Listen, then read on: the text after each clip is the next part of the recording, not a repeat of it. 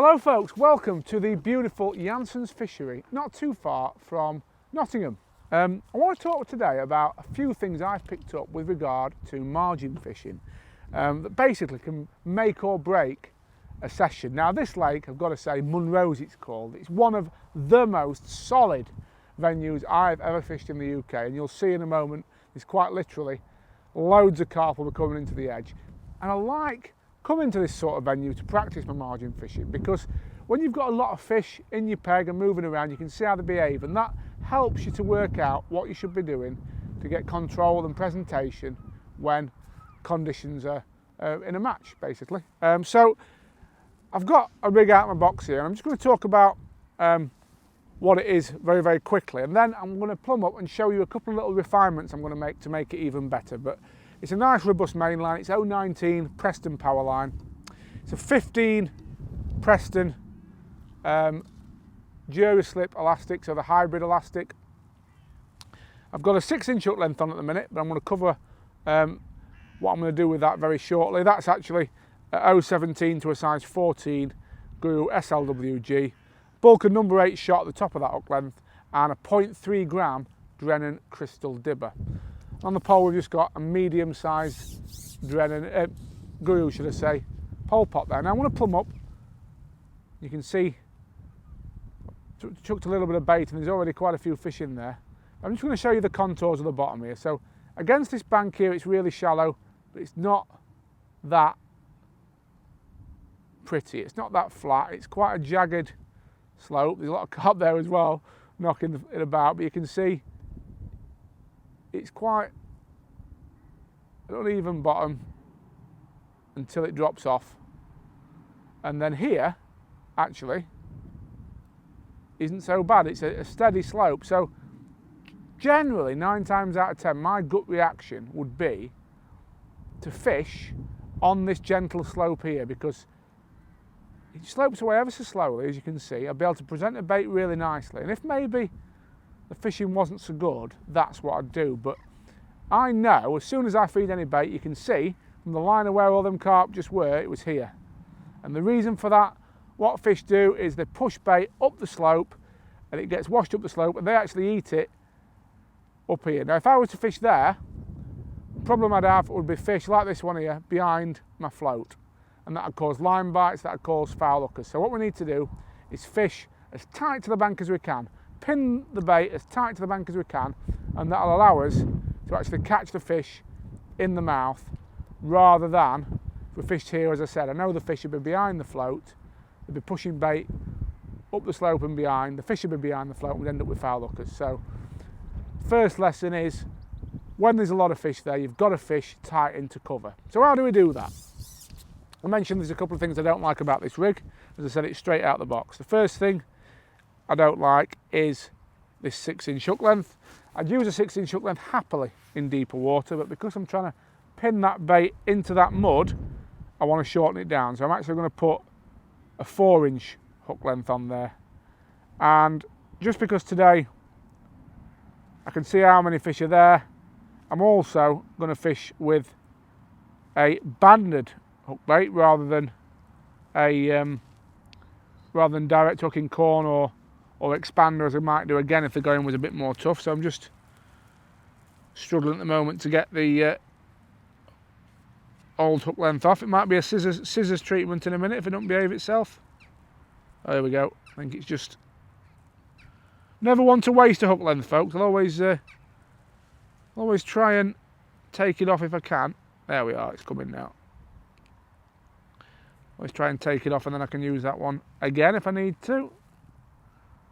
People say I'm a tight Yorkshireman. I don't know where they get that idea from. But no, I'll always recycle if I can. So I've got here a shorter hook length ready to go. Now, 2 other things with this that I think help when the edges are absolutely solid like they are here. One is, I've obviously got a band on. I'm going to fish banded pellet. That just means I've always got a lot of hooks showing, perfect presentation. I know the fish like banded pellets here. We can see they're eating a lot, so I'd always rather do that if I can. And it's a smaller hook as well, it's a 16, and the reason for that, I don't really want to be foul looking fish, it's as simple as that.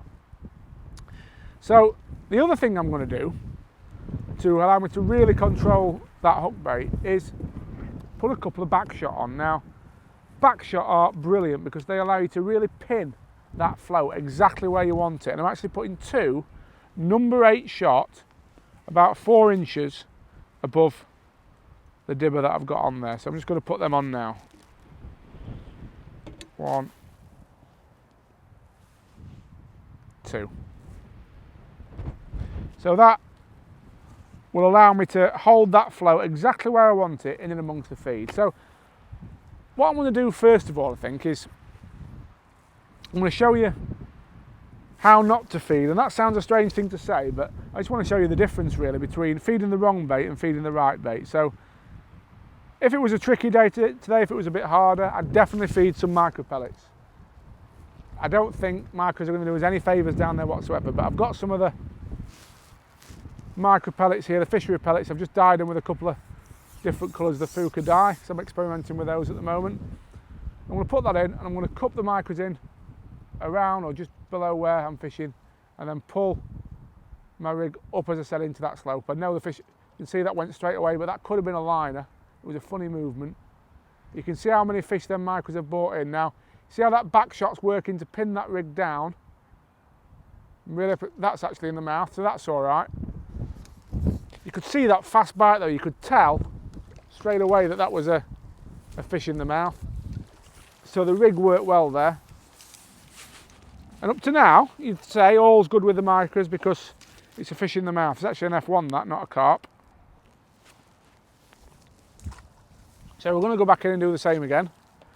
Could be wrong, it could be that micros are the way to go today, but I do suspect I'll have to change my feeding to really optimise this peg. So again, we're going to go in, cup the micros in slightly below where I'm fishing, then drag the rig, as I said, inside it. I always want, when there's as many fish as this, I want my hook bait to be slightly inside the feed, just so that I know it's up the slope and above where I'm fishing. And again, I'm waiting for that fast bite like that. Missed it.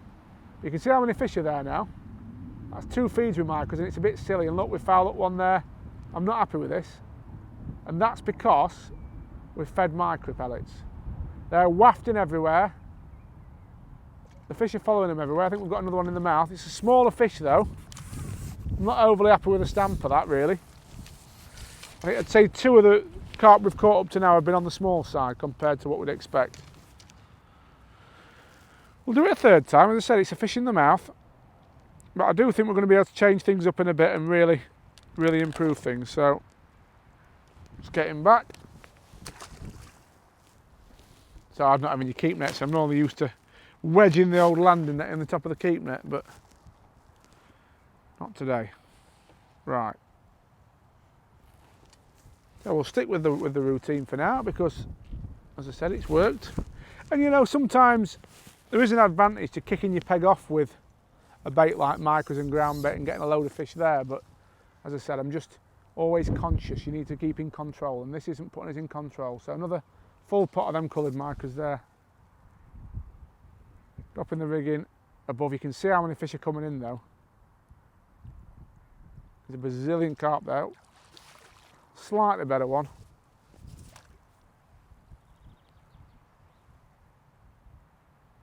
It's about the most fight I've had off any of them all day, that, to be fair. No, it's in the mouth. It's a common in the mouth.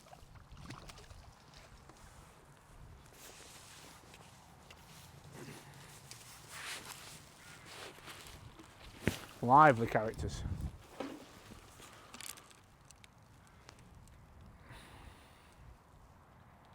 Right, slipping back. So we'll do one more go with micros and then I'll show you how I think I could improve things and catch even quicker. I also think there'll be a way of catching better stamped fish because there's just a bit too much activity down there for my liking. So we'll do the same again, full pot, slightly below where I'm fishing, drag my float to the inside of it and look at all those fish there swirling in the bait. These line bites. That one moved. See, that's not a bite, that's a fish actually pushing the rig. And that's the beauty of that dibber. You're waiting for a fast a fast pull under. Just going to reset that roughly where I want it. Now you can see that peg now has gone absolutely crazy, and that's the micro pellets. I'm not happy at all with that. There's too many fish there. They're wafting bait everywhere. We got one in the end, but I had to reset the rig twice. And I'm just thinking to myself, again, there's far too many fish there that I don't want. So what I'm going to do is I'm going to drop back in one more time, have another go with the micros, and then we'll show you how I'm going to change it to hopefully improve things. Nice thing about that hard pellet is I've had about 4 or 5 fish now, and I've not had to change it yet. I've changed it once, I think. I mean, you can be back in a bit quicker, which in a match situation on this sort of venue is very, very useful. Again, slightly down the slope, pull the float on the inside of it, use them back shot just to pin it roughly where you want it. But again, there's just too many tails, too many fish swirling there. And that, don't forget, is with the cameraman stood in the water right next to where I'm fishing. That was a missed bite, I think it was a bite. But again, look at that. That is just a little bit silly for my liking. I'm happy in that I know I'm fishing as best I can on the inside of where the fish are. I'm feeding obviously slightly out from the bank, knowing that the fish will try and get behind if they can. That's tangled. But I'm not overly struck on that, folks, I'll be honest with you.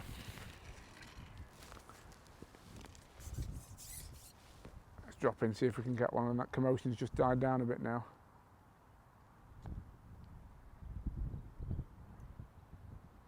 Sometimes that's advantageous, you know, if you can feed by hand after you've hooked a fish so it's settled by the time you go back in. I mean, you can catch with a bit more regularity, but what we don't want is that absolute mayhem that we had before. And it's that balance, of course, between patience and needing to catch quickly on a venue like this. Yeah, one just pushed through, float too far up the slope then. That dibber's nice, of course, because there's no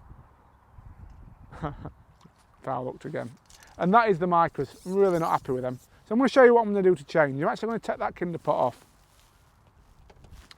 And all I'm going to do, I'm going to change this pellet here and let that swim just settle down for a second, just to give it a fair trial. But I suspect the way to feed this effectively, to make sure I'm being as efficient as I can, is simply by throwing hard pellets by hand and doing so when my rig's not in the water. So before we go in, I'm just going to get half a dozen hard pellets, throw them in slightly up and slightly down, so should I say, of where I'm fishing, and then just drag that in. Now, I know then that the fish are looking for it. Look, and that's a fish in the mouth straight away.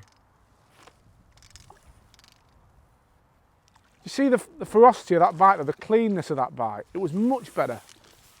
We've not got a million tails around the float. We've simply got the fish that we want there, and they're going to give us clean bites, effective bites. And also, we're a bit quicker. We're not having to mess about refilling that kinder pot as we were before, although I am going to have to put a new pellet on that time. But again, pellet in the band. There she is. Feeding by hand, just about 7 pellets there. I fed them a bit further high up than I'd like to. It was a bit of bad throwing by me, that. I'd like to have another foot out in the lake, but I think it'll still prove the point. Oh, that was a bite. You see the cleanness of the bite. None of that liner that we had before and 8 million tails, just you sat there and you've got one in the mouth. And that's the difference of feeding, folks. That's getting your bait choice right, your feeding pattern right, fishing in the right depth of water. You know, you could easily fish. I actually did it in the past on this lake on a past session. You know, I started in that deeper water where it plumbed up a bit nicer.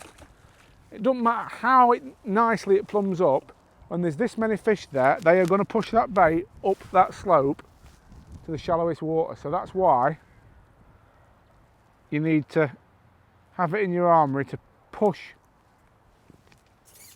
up to the shallow water. So again, get it set, half a dozen pellets. That was a bit better throwing, a bit further down the slope. There's one rogue one there swirling at the moment, but not 8 or 9 like we had before. Use them back shot to pin it in and just wait for that fast bite. The winds actually took that a bit closer in than I'd like, so I'm just going to flick it back out.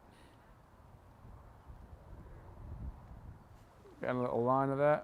You are going to get the odd liner whatever you do, but we've not got the same problem we had before where there's about 8 of them. That was a bite, but missed it. And the beauty, of course, of this, if say you didn't get a bite and it was a couple of minutes into you dropping in the haven't had one, you can just chuck some more pellets. You've not got to come back and rebait, but we're not having to do that just yet. There's still a couple of fish there. No, missed that one. Again, now that's the beauty of the banded pellet, you're straight back in. We're just going to wait till we know it's on this time. There's a lot of liners going on. Oh, what's going on? I wonder whether it might have wrapped round. No, occasionally, not very often, but occasionally the band can wrap round the point of the hook. But you can see though just how much more settled that peg is than it was. And that's because we've changed that feeding. Again, we're pinning that float where we want it. We're not having it out in that deep water or drifting around where it can. And the upshot is nice clean bites and fish in the mouth. Other thing just to mention briefly, I did touch on the elastic earlier, but I do like this 15 elastic from Preston. So it's a hybrid elastic. I think for, I'm going to call it sensible bagging when you could fish a 17 odd today, but I think it'd be a bit overkill with these stamp fish. But for sensible fishing where you want them to swim out, you're not going to beat it really. And yeah, hopefully these tips will help you catch a few more carp like this.